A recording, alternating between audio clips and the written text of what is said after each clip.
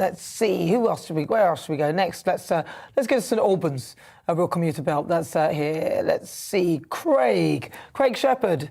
Hello, Craig.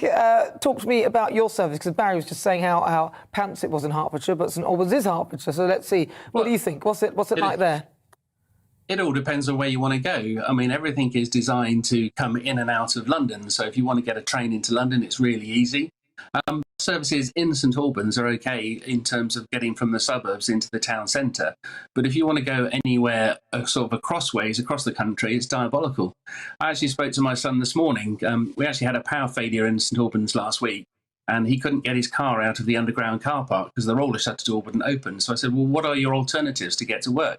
And he only works about 15 miles away in Kings Langley, and there are no bus services that go sort of east to west.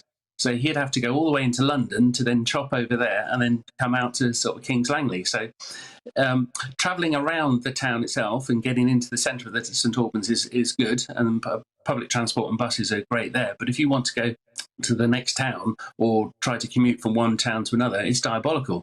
But luckily for me, most of my client base is all in central London. So for me, I don't even know when the next train is, because they come every 7 to 8 minutes into London. So I literally walk to the station and just hop on the next one that's going in the right direction.